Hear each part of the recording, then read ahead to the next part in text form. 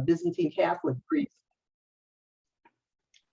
Oh, I just got it. I'm going to record this presentation if that's okay with you. Go ahead. Yeah, he was from the Byzantine Catholic Church here in town, and I think we gave 2 Balkan Scholar for Peace awards to 2 of the Ukrainian students after the fighting in Bosnia had sort of leveled off, and we'd given a bunch of awards to the various different ethnic refugees from that war. And what was interesting was at the end, the mother of the student came up to me that had gotten the award, and she said, "Oh, I know it's going to be good for college. I'm so glad my son is here because in Ukraine, his brother was gunned down by the mob. Everything is run by the mob in Ukraine. It's totally controlled by very corrupt people." So this is around 2003. Now, remember, this is not a judgment on those poor people that are being shot up or that are being, this is a whole level of people you will see who are fabulously rich. And I'm going to go into the Ukrainian mob clans, and we call them oligarchs, and the Russian ones.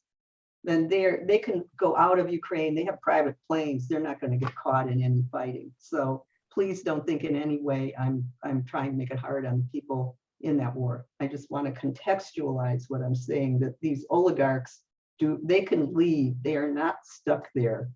They're also driving some of this. Okay, so that's my contextualizing of what I'm going to say. And if I can just get this to advance, we'll be in good shape. Now I assume this is mine that should be advancing. Why are we not advancing? All right, let's try it with that. Okay.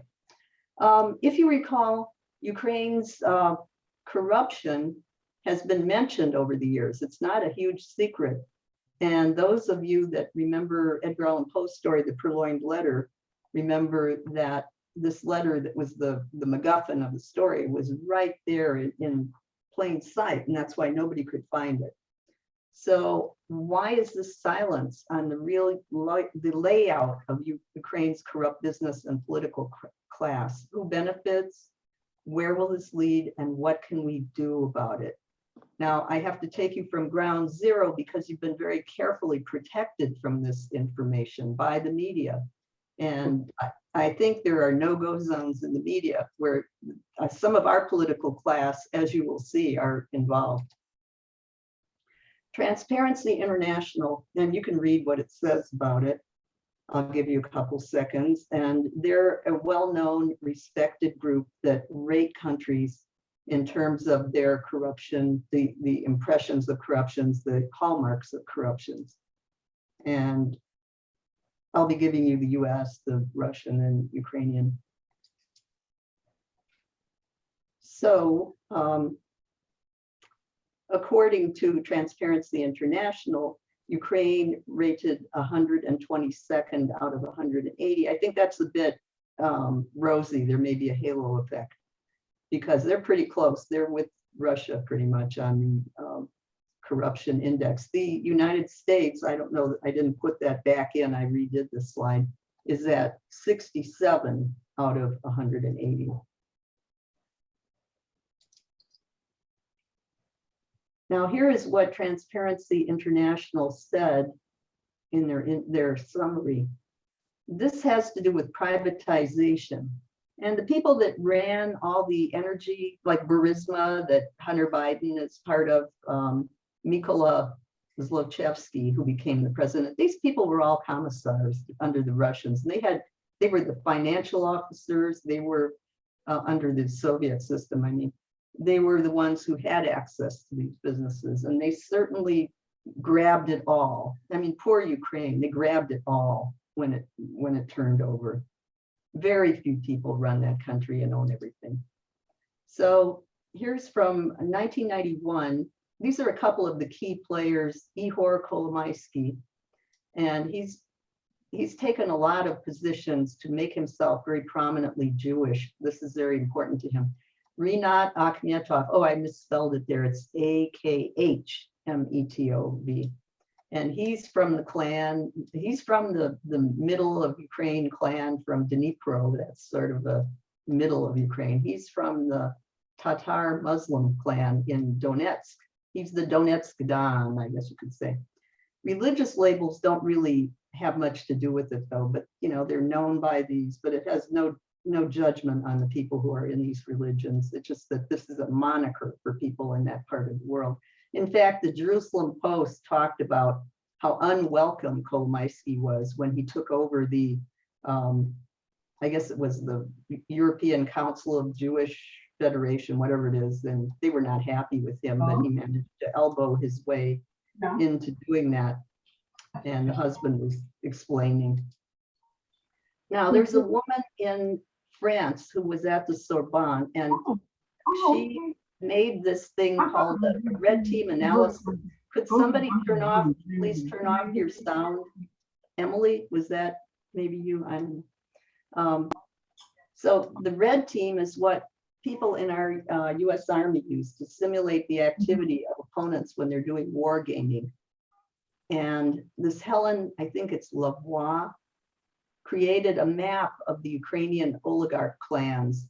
And it used to be available on this website down here at the bottom, but because of all the war now, I think she's put it behind a firewall. You have to be a member, but I downloaded it a long time ago. It's not very clear. It's very hard to read. Up at the top, except I made clearer the key people here. We don't have Zelensky. He's in the Kolomoisky group. That's the Dnipro clan. The Donetsk clan are Rinat Akhmetov. He's also affiliated with a party called the Party of Regions. That is the Eastern Ukrainian party that's mostly in the Donbass, and their steel mills and their ore refinery and their all these oil refinery things in the Donbass. So Rinat Akhmetov is the richest oligarch in Ukraine, and he's from this. He's a kind of an enemy, a rival of Ihor Kolomoisky and this group. And now this is before Kolomoisky took up Zelensky and made him his protege. So you don't see Zelensky's name in here. Okay, so I'm going for the funny, because some of this it would be funny if it weren't so tragic. Yulia Tymoshenko, who's from Dnipro, she had a brief fling as a prime minister from 2007 through 2010. She was jailed in 2011. Then she got asylum. She embezzled from the gas pipelines that were under her control, made a couple billion during her term in office. Here is what she looked like before going into politics. Then she became this, and really pandering to that racial definition of nationalism, that you have to be blonde and have your golden braids. So she was paired with Pavlo Lazarenko. They were in the same political group. Now he was more the unsavory kind of guy, and so she was, I don't know if she had anything to do with it, but she was under investigation by political enemies in Ukraine for the murder of this Donetsk businessman. Now this is the level, when I say corruption, I'm not exaggerating. This is no judgment on the poor people, who are by far the vast majority of who lives in Ukraine. These people are fabulous. How do you make $2 billion when you're in office a few years? Okay, so then we come to, I love this guy on the right, isn't he great? We come to the 2014, Arseny Yatsenyuk. He was a very fleeting head of Ukraine. And you see he's on the left. He looks like an accountant. You won't have time to read all this, but if you want this, we can give you a copy of this whole talk. Oli Tiahanibak was the head of the neo-Nazi Svoboda party. And here's Oli. You see, the man you see, these are how they pair it up. The man you see is Yatsenyuk. And when Victoria Nuland was out there, when they were demonstrating in Maidan, and she made a call that got intercepted to Jeffrey Piat, who was our ambassador, I guess, to Ukraine. And so she was saying, I think this is the guy, but he's going to need someone outside like Klitschko. He was the mayor of Kiev and he was an ex-boxer. In other words, he needs muscle. He looks too much like an accountant, but he could really use Ola Tihanibak. Oh yeah, look at Ola.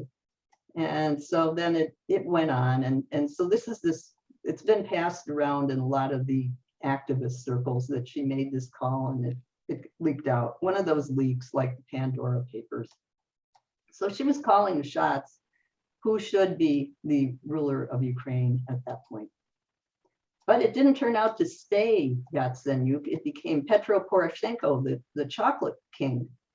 And he actually did some attempts at anti-corruption, but he got all involved with Paul Manafort. You've heard that name.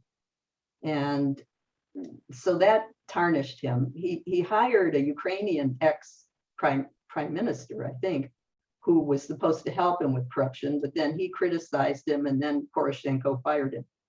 So you see how, are you following all this? This is not easy to follow, but Poroshenko was the chocolate king. Unfortunately, I don't have his picture.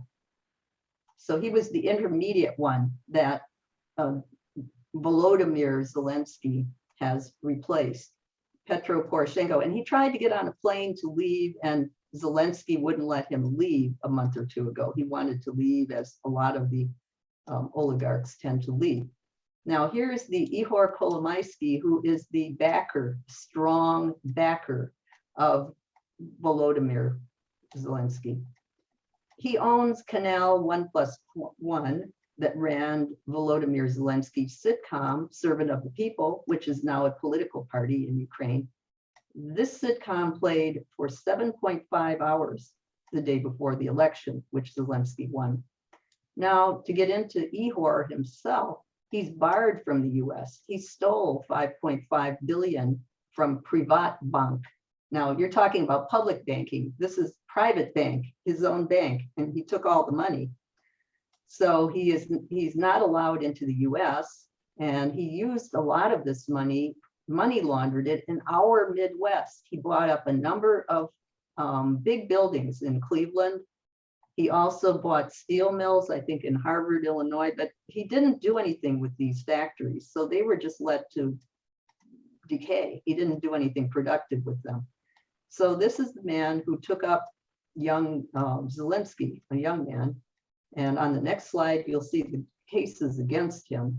These are from the US Department of Justice. These are cases against Ihor Kolomaisky and the theft from Privatbank. There are many more of these. I just put a couple so you could see them. And he is not allowed into the US, the man who is the biggest backer of the president of Ukraine. So also Kolomaisky had a buying spree in the US with Deutsche Bank, gave him help. And this is another article from the Investigative Journalists Organization, how his trail is ruining parts of our Midwest that were already struggling, but just to have things sitting there is not good. Down here, I had to mark it excellent because these are young, very brave people in Kiev. We do have very honorable, brave people there. And these were investigative journalists on a TV show from a station called Hromadski Sunday Night. And these young journalists were talking about Kolomaisky, and they were just trying to pick. There was one representative of Zelensky's party, there was a financial analyst, and a woman journalist. And the financial analyst was just almost in stitches when they talk about doing court cases, because he said, nobody takes our courts seriously here. Are you kidding me? They were really getting into the level of the corruption. And one woman who had tried to work on the central bank, the lead story was about how her house had been burned, probably by one of the oligarchs previously mentioned, and that she was not popular in Ukraine because she was trying to do something about the banking in Ukraine, and they burned her house. So if you can get this slideshow and you can see this. Here is Burisma Limited. This is Mykola Zlochevsky, the ostensible CEO, whereas Ihor Kolomaisky often had people that were sort of CEOs of things that he really controlled. So he opened a Cyprus bank for money laundering, and he was laundering a lot of money, including payments to Volodymyr Zelensky through his Cyprus and Latvian branches of Privatbank. Now, this man had to flee Ukraine because, they get into these wars of who's more corrupt than who. And in one of these pogroms or whatever you want to call it, he left. So Vice President Biden was Obama's point man in Ukraine after the pro-Russian Yanukovych fled. And you can read about, you know, the Bidens and how Hunter Biden joined Burisma, which is the largest, I think, natural gas company in Ukraine. And of course, this dude probably was the commissar under the Russians, and then he became the owner. So here's the one that you've heard about. And you've also heard that he premiered and he was on Ihor Kolomoisky's channel, which means, you know, he had his people, the other oligarchs have their people. And there are, I don't have any documentation on this, but Petro Poroshenko, who was the one that he beat, had a lot of posts about naming how many trips Zelensky made to Kolomoisky in Switzerland and in Israel. And the Pandora Papers do document joint Caribbean accounts. Now, this is the opposite clan. You thought we had enough clans. Here's the other one. This is the Donetsk Don, head of the Tatar clan, richest man in Ukraine. He got his title, and he, as they say in Wikipedia, he inherited his empire when his mentor Arkad Bragin was blown up in Donetsk Stadium, which Rinat Akhmetov now owns. In this book, Donetsk Mafia Anthology, he's a Ukrainian author. And down here, I'm covering it up with the controls. I can't see it, but there's Andrew Wilson. His book on the Orange Revolution was published by Yale University Press, and there's a link for it down at the bottom. And he says, both of them say that he was Arkad Bragin's, however you pronounce it, enforcer. And this man is the owner of that steel mill that all those people were holed up in Mariupol, you know, Azovstal. You heard it for weeks in the US press. Well, he's the owner, this Don. And I feel sorry for the people in Donetsk, because the ones that were Russian speakers, when the Ukrainians were bombing them, which we don't even talk about, one of those poor steel workers was making, he was like running the gauntlet from his house to get to the Donetsk steel mill, a different one, just to keep blast furnace going, because if it got too cold, then it would crack. So these people, the steel workers that speak Russian and favor the one side, are suffering, and now the other ones. Okay, and in November 21st, 2021, a New York Times story came up that our friend Volodymyr Zelensky claimed that Rinat Akhmetov, the Donbass Don, might attempt a Russian-backed coup. And believe it or not, Akhmetov is on the Ukrainian side now because he owns TV stations. And you can go on YouTube and hear Akhmetov saying that he's the biggest bastion against Russia, and don't even think that I'm pro-Russian, where he was over many years, he was. But he's no friend of Kolomoisky and Zelensky. So now we get to the, hopefully, people will get to the negotiating table, but you have to realize when we get to reconstruction, it will go through these same people's hands. So watch for these names, watch for these same names and Akhmetov, and there's whole maps of them you can get. But just to be even-handed here, I thought I should go into the Russian oligarchs. And even on our country, we don't tell you their names, which is a big mistake. So Alisher Usmanov, I won't have time to go in any detail. He has steel mills. He's handled by a US law firm headed by Yuri Milner. It's right there in New York City and Silicon Valley. And if you think any sanctions are hurting them, think again. Vladimir Lysin is probably the richest oligarch in Russia, and he is also untouched by many sanctions. He has a Pennsylvania steel mill, a couple other ones in the US, probably also holdings up in Canada. I didn't have time to look. Vagit Alekperov is the head of Lukoil, and he has 230 US gas stations still operating. Alexei Miller is the new head of Gazprom. Now, they did sanction him personally. He can't come into the US. But the most famous Russian oligarch is, ta-da, Roman Abramovich. And he's the one that tends to get in the in the news. And he's got all these holdings, which you can read them. I'm not going to list them. His headquarters is in Chicago, Evraz, and it's at 200 North Randolph Drive, right on the lakefront. I'm going to be in Chicago soon, and I'll probably get a photo in front of his headquarters. None of this is hurting him. He has a steel mill in Pueblo, Colorado. He owns two like $20 to $30 million estates in Aspen, Colorado. And he's been very generous to some of the, I don't know about the film people, but he's very generous to Aspen. And none of this is taken. None of this is at all being hurt. The people who are hurting are the poor people who work in the steel mills, just like I've been talking about, and they're hurting. These people are an international bunch. And to differentiate them as Russian and Ukrainian is ludicrous too, because Akhmetov and people like that have things on both sides. So just because the south side of Chicago's Al Capone was so bad, didn't make the north side, Bugs Moran, so good. And just because Putin's chum, Roman Abramovich, is so bad, does not make the Ukrainian oligarchs so good. And there's the picture of Evraz in Chicago, the headquarters of Roman Abramovich's empire of steel. You can't quite see it back there. So, okay. Rhetoric is used to silence. My field is rhetoric, by the way.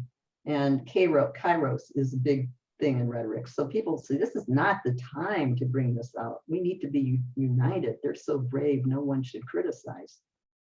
Well, that's a way to silence people, bringing out things that we should have heard from our own media. And to counter it, we need to say that escalating war is the worst way to make peace. It's no way. And we need to push negotiations. We've been given a lot of false narratives, a lot of black and white and fairy tale bedtime stories. So we need to talk about what those young people in Kiev were talking about, the corruption, the waste, the intimidation. I mean, people were being bumped off all the time, long before this war. It's much more like Chicago in Al Capone days. And this intimidation and the fear factor you were talking about, lack of free speech, these are only made worse in wartime. So what I would say, our peace groups have been very uninformed, uninterested in Eastern Europe. I think it's because of fear from the old Cold War days that we're going to be rounded up in a red raid or something. But we need to know about these oligarchs. We need to speak out because this works hand in hand with our weapons industry. Covering up the oligarchs helps the weapons industry. And another thing, how did this make you feel with confidence about how our US dollars will be spent? Because these innocuous sounding institutes and agencies in Ukraine are run by these people, many of them. Much of Ukraine is run by someone like Rinat Akhmetov or Ihor Kolomaisky. And those people are out of the country now until the fighting, they'll say they're in the country. You don't have any way to know. So that's what I have to say. It's not the most cheerful picture, but this is really going on there. And I thank that mother of that son that won that award that got me started researching it. So I will be happy to take any questions. Laurel has her hand raised. Go ahead, Laurel. So Gloria, what are we to take from this in terms, sitting here making decisions about this Ukrainian, this war going on in Ukraine and the US support of Ukraine? I mean, how do you come away from what you just explained? Well, if you remember, you're old enough to remember Vietnam, and it came out over time how corrupt the Diem regime was. Yes. And over time, people managed to get that heard. So this is not going to, it's going to be a long slog. And don't think this is to hurt the people in Ukraine. This is to help them because they had a terrible life under these oligarchs, and their own young people were trying to get the word out. In that one TV show, I was so moved. It was in 2019 when those people in Kiev were talking about what they were going to do to try to get the courts reformed. And of course, now things are a mess because of the war. But as things settle down, they're going to do their best, all of these little cottontails, to have it right the way it was. Believe me, they think they've already got their hooks imaginatively into this money coming from us. Really quickly, one more. I know, Dee, I see your hand up. The Code Pink is working hard to try to convince people to have a peaceful resolution of this conflict and not worry about the fact that Russia supposedly was the initial aggressor, I believe, based on our Well, temper. actually, that was back and forth, and they had been shot at for 8 years from the Ukrainian side because the Ukrainians were not upholding the Minsk Accords either. And yeah, it's a mess. I mean, people have relatives on both sides, the poor people. But assigning blame would not be what Jane Addams would have done. She ruled that out in the First World War when she went to The Hague. She said, what we need to do is to think of ways to step back from this and ask people, how can we all live together? What can we do? And, there will be courts, there will be Hague-like trials of people from this conflict, but these oligarchs will use that as a cover to go right back in and make this so-called Privat bank, where he took all the money of those extremely poor Ukrainians, 5.5 billion, and put them into an offshore where he's buying up the US Midwest. That has to stop. Their activities are spreading to the US, these oligarchs.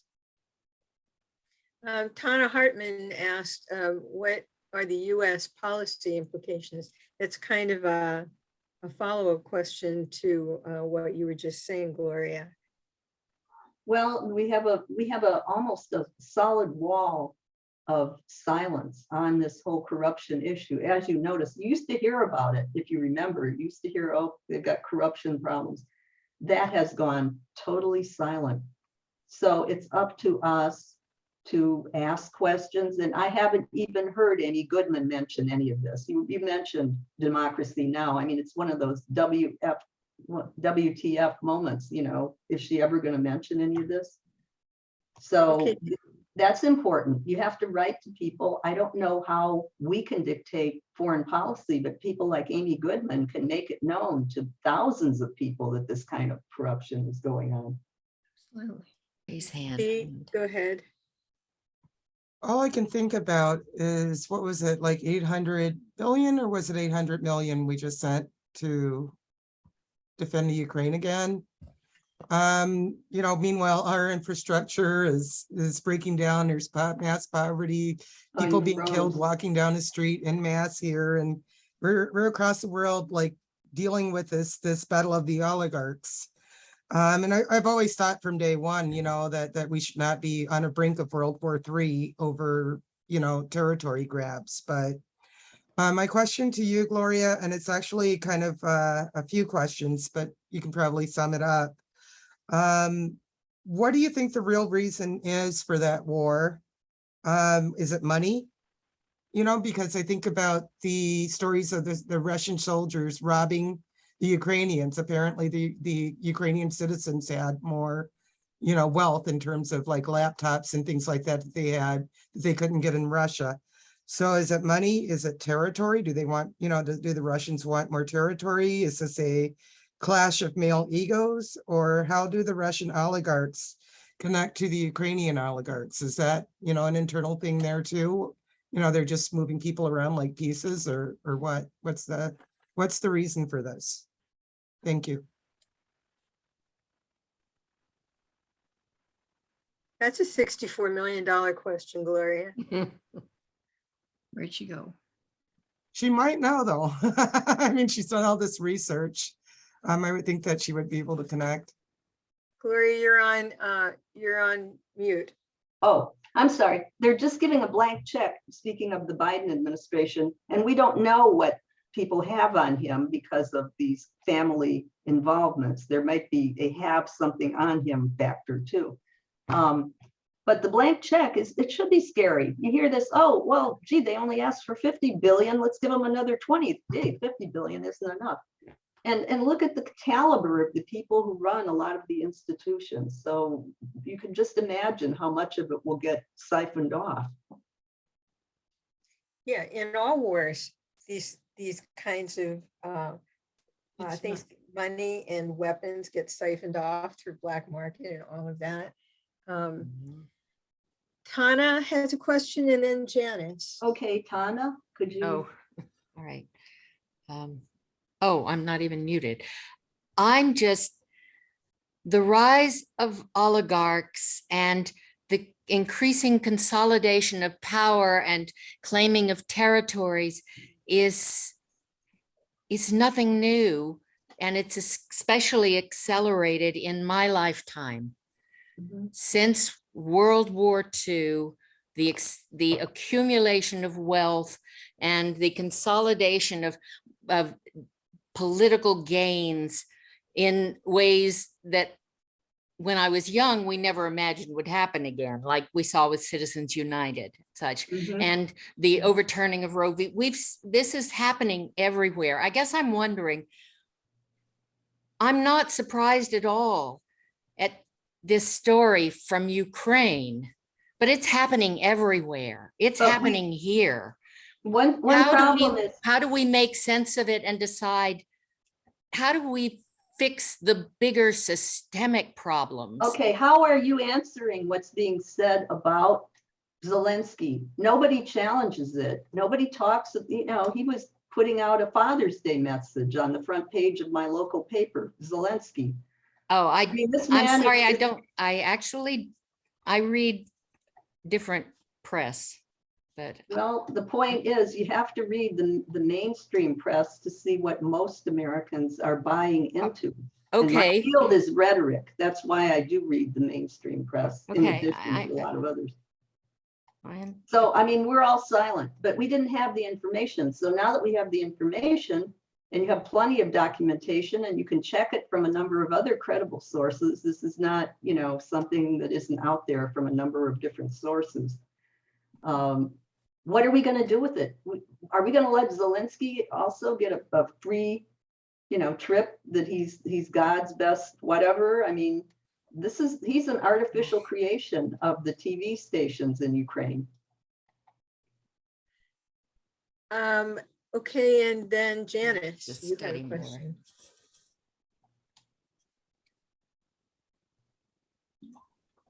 Sorry, I think can you see me or not? We can't see No, you. we can't hear see you, but we could hear All right. you. I had written out, what can you tell us the implications will be for the EU and NATO membership? They've been held back for years, my understanding was because of the corruption. And now it seems that some talk of speeding the process. Oh, sorry, I didn't mean to cut you off. Yeah, I mean, I was horrified. I thought, oh my God, it's like, it's a gift to the oligarchs. Mhm. And all you see, all these well-groomed and very slim and elegant looking Europeans, and they knew this all along. What are they doing? All I know is that someone is calling the marching orders, and it must be our country because we're the most powerful of the lot, maybe the British, I don't know. But all of a sudden, that's not important. But it is important because that's how they will reconstitute that country. All those same people will be right back. And Zelensky has the power to pardon Kolomoisky, who is now, being sanctioned even in Ukraine. There were people were upset when all their savings were taken. And but Zelensky can use this selective enforcement on his enemies, like Akhmetov. The Donbass guy, he can enforce his anti-corruption against him to open doors for his friends. And all this money will come pouring in. They will keep showing pictures of poor little blonde girls who are oh, my house was destroyed. And they do that because they are blonde, and it is racist. It is racist. And they will use that factor because that will get money out of all the Midwest and the America. Oh, they look just like my little niece, So these are unfortunate things rhetorically that are done in propaganda. They will highlight, they only have beautiful little kids that are suffering, you notice, and there's a big selection there. So that that kind of selective interviewing and anecdotal reporting will justify billions of dollars. And it will not go to beautiful little kids. It will go to big guys with no neck, like that Mykola Zlochevsky, big no neck man there. Those people, they'll hold up the little girl in front of themselves and it will go to them. And the And bump, yet we've fallen for it over and over, and much more ignorantly, because in Latin America, I see intelligent people going there and challenging this. I don't see anybody ever going to Eastern Europe. Then we got blindsided because nobody ever goes there. Nobody in our peace community seemed to have cared until this came up. And so we don't know. And I was the only one here in Tucson because of our border orientation, everybody's attention, and justifiably is border issues. But I thought, well, I'm one person with a background, and I think that we need to follow up. And now you have some data. All I'm saying is I'm going to stop now because I'm taking too much time, but I wanted to give you enough cognitive hooks Right. so that you can go. Janice, you've actually spent time in this part of the world. Is Gloria's report resonating with you? it is, I have to say, a lot of it is much more on a large scale than I ever realized. I mean, I thought corruption was when I was there during the Orange Revolution. But I remember being assigned to the town of Melitopol for my Peace Corps service, and I was halted from going there because there was a munitions dump that was blown up right before apparently they were going in for inspection. And this is the old story that all the equipment and military weapons were sold off, and when they came to inspect, they didn't want to get caught at it. So that's what I thought corruption meant, but you are talking about a much bigger scale here. Thank Yeah. you so much for that. It's brought it into perspective for me. And Tana, did you have another question, or is your hand still up? You're on mute. Okay. I guess Tana didn't have another question. All right, well, thank you very much, Gloria, and I appreciate You're that welcome. that you made this possible for us. I'm going to introduce Mary Sanderson with her segment on monitoring minutes. Mary, go ahead. Well, since it's 8:24, I might be off the hook.